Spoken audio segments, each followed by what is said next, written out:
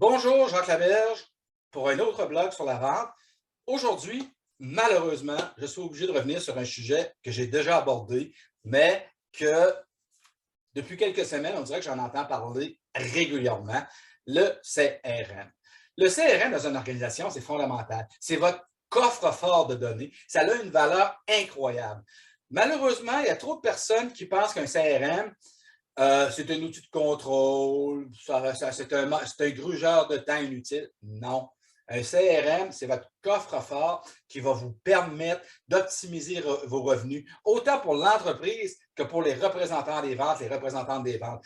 Si le représentant n'a pas compris l'importance d'un CRM, je me demande ce qu'il faut en vente. Hein, c'est comme un joueur de hockey qui ne comprend pas l'importance de son bâton de hockey. Il ferait quoi sur une patinoire? C'est la même maudite affaire pour un CRM. Excusez, là, je me retiens, j'avais eu le goût de dire quelques termes très religieux. Premièrement, un CRM, ça simplifie les opérations. On s'entend que tout est centralisé, vous avez les données, vous êtes en mesure de mécaniser des opérations de marketing. Donc, c'est beaucoup plus simple lorsque tout est fait. Et imaginez, vous voulez en marketing cibler votre clientèle dans une région précise qui utilise des produits précis. Vos représentants ont mal rentré les données. Vous allez flamber en marketing des montants astronomiques avec aucun résultat parce que votre staff de vente n'a pas fait sa job. Donc, première chose, ça simplifie les opérations. Premier point. Donc, deuxième point, ça optimise l'efficacité. Vous êtes gestionnaire des ventes, vous êtes en mesure de savoir c'est quoi les forecasts de vente, vous êtes en mesure même de prévoir vos commandes en fonction de ce qui s'en vient au niveau des ventes. Si vous n'avez pas de pipeline de vente, si c'est mal rentré, si c'est tout croche au niveau des chiffres, comment vous faites votre planification au sein de l'organisation? Comment vous êtes en mesure de prévoir ce qui va rentrer dans le mois prochain au niveau des ventes, dans 2 mois, dans 3 mois, dans 6 mois, dans 1 an? Peut-être dans 1 an, c'est loin, mais au moins d'avoir une vague idée. Comment vous allez focusser sur les produits qui sont populaires versus les autres qui ne sortent pas? Est-ce qu'on est en mesure de faire une stratégie marketing, une stratégie de prix, de faire différentes stratégies pour changer les choses? Mais ça, votre CRM va vous le donner, il va vous le dire. Donc, c'est hyper important.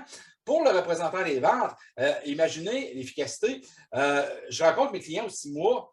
Ben, si un client m'a parlé que son fils avait un tournoi de hockey qui s'était passé, il arrive un événement un peu important dans la vie de mon client, je vais le noter dans mon CRM. Prochaine rencontre, je vais m'informer, ça va m'aider à créer les liens. Donc, mon CRM, en plus d'être une base de données, va me permettre de solidifier mes liens parce que je ne peux pas tout retenir. La mémoire, là, c'est une faculté qui a c'est la mienne, qui est limitée. Donc, mon CRM va venir compléter, comment dire, c'est une extension de mon cerveau et cette extension-là me permet d'être beaucoup plus relationnel avec mes clients parce que je peux presque reprendre 6 mois, 1 an, 3 mois après, quel que soit le délai, reprendre ma conversation où ce que je l'avais laissé avec mon client. Donc, c'est hyper important. Je vous le dis, ça optimise l'efficacité. Autre point hyper important, ça va augmenter les revenus. Ça permet de faire des stratégies de vente croisée, des stratégies de référencement. Ça permet de faire des stratégies de compte beaucoup plus développées parce que je sais exactement ce qui s'est vendu, je sais exactement ce qui a été présenté au client. Je peux même planifier mes 4 prochains rendez-vous. Maintenant, je me dis, je fais une stratégie de prospection. Je prévois voir mon client de 3 à 4 fois dans mon année. Mon CRM va me donner, je peux extraire la donnée de mon CRM pour me projeter dans le futur et dire, OK, voici ce qu'il a acheté, voici ce qu'il pourrait acheter, quelles sont les stratégies que je vais mettre en application pour aller chercher ces ventes croisées-là, ou ce client-là m'a déjà parlé de connaissances ailleurs, je peux mettre des stratégies de référencement. Donc, la majorité de mes stratégies de vente vont être basées sur les données contenues dans mon CRM. Fait que imaginez, je fais une stratégie avec des contenus un petit peu tout croche versus avec des données qui sont claires, qui sont bien rentrées dans le système, je vais être beaucoup plus efficace.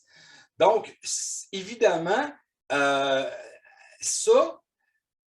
les données bien rentrées, conjuguées avec des stratégies, avec des outils d'automatisation, où ce qu'on peut mécaniser la prospection en ligne, la prospection numérique, ou ce que je pourrais utiliser, avoir une stratégie où ce que je dirais, bon, je fais 3 visites physiques à mon client, mais je vais y envoyer 4 ou 5 courriels dans mon année. Je peux tout planifier ça si mon CRM est bien monté. Mais si je n'ai pas de CRM, j'ai beau avoir un paquet d'outils d'automatisation des ventes, je vais passer à côté de mes résultats parce que ces outils-là ne seront pas efficaces, parce que mon coffre-fort n'est pas. Je vais laisser mon coffre-fort ouvert, puis personne n'a rentré de données, mes données sont toutes parties. Donc, c'est fondamental quand on parle d'augmenter ses revenus que ça a un impact. L'autre impact aussi, on parle d'augmenter ses revenus, mais ça diminue aussi les dépenses. Parce que, imaginez si vous n'avez pas de CRM, le nombre de rendez-vous qui va être oublié. Okay? Répéter les mêmes opérations. Oh oui, ce client-là, donc, c'est quoi? Se parler non, c'est une perte de temps, là. Je pourrais vous en parler d'exemple pendant des heures et des heures, mais un blog, ce n'est pas le but de parler pendant des heures et des heures. Donc, je ne parlais pas pendant des heures et des heures d'histoires d'horreur que je rencontre, je ne dirais pas quotidiennement, mais régulièrement dans ma pratique de coach. L'autre point aussi, c'est que ça vous permet d'avoir des techniques de fidélisation. On dit souvent que pour beaucoup d'entreprises, fidéliser leurs clients, c'est un défi. Mais vous avez un outil, vous avez le CRM, on peut prendre des stratégies et acheter. Qu'est-ce que tu fais après ça avec? Tu peux automatiser des opérations de fidélisation, tu peux tout automatiser le processus. C'est pas fait. Je ne comprends pas. On dirait qu'on est encore, dans certains cas, dans certaines entreprises au Québec, à l'âge des cavernes. Où on dirait qu'il y a encore des gens qui n'ont pas compris que l'électricité est arrivée sur la planète. Il faut utiliser cet outil-là. Il est fondamental. Donc, fidéliser la clientèle, ça va aider à le faire. Ensuite, évidemment, un des points importants, c'est, je vous dirais, la prise de décision. Je suis gestionnaire des ventes. J'ai à prendre des décisions. Je peux, à partir de mon CRM, faire du pointage de représentants des ventes, donner des scores en fonction de ratios précis, conversion, total des ventes, nombre de rendez-vous. Donc, ce score, ce pointage me permet d'évaluer ça. Si je jumelle ça avec ma grille de développement des compétences, ben, un souvent dans l'autre, un va expliquer l'autre. Ou l'autre va expliquer là. Mais un dans l'autre, ça me donne énormément d'informations. Mais il y a combien de directeurs des ventes qui ont une stratégie de pointage à partir de leur CRM? Pas beaucoup. Pas beaucoup. Puis c'est pourtant une des jobs en gestion des ventes, d'être capable de dire, hey, ce représentant-là, il est à 7, voici la stratégie pour l'amener à 8, à 8,5. Ça a un impact majeur sur les revenus, sur la profitabilité. Mais ce n'est pas fait. Donc, vous voyez qu'un CRM bien entretenu a des impacts incroyables au niveau de l'organisation au sein de l'entreprise, de la gestion des données, évidemment, c'est le but, et toutes les stratégies qui vont suivre au niveau marketing, au niveau de vente, vont découler de votre CRM. Donc, si vous êtes vice-président des ventes, vous êtes propriétaire d'une entreprise, vous êtes en charge des ventes, arrêtez de vous faire bullshiter par des représentants qui vous disent « Oh, j'ai pas le temps ». Écoute, c'est fondamental, c'est aussi fondamental que le CRM soit bien rempli que de faire des activités, d'aller voir des clients. Parce qu'un dans l'autre, si vos représentants ne rendent pas leurs données, vous, ça a un coût énorme.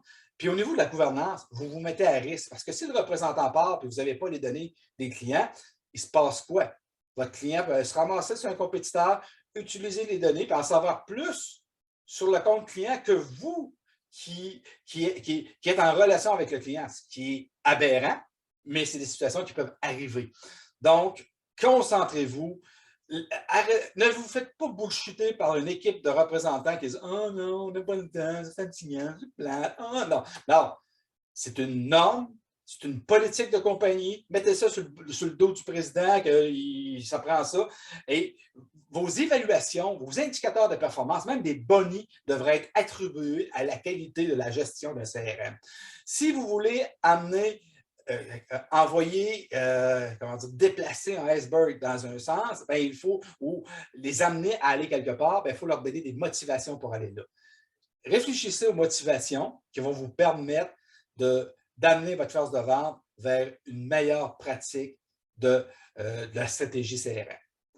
Merci d'avoir visionné ce petit coup de cœur sur les CRM et je vous invite la semaine prochaine pour un nouveau blog sur mon site.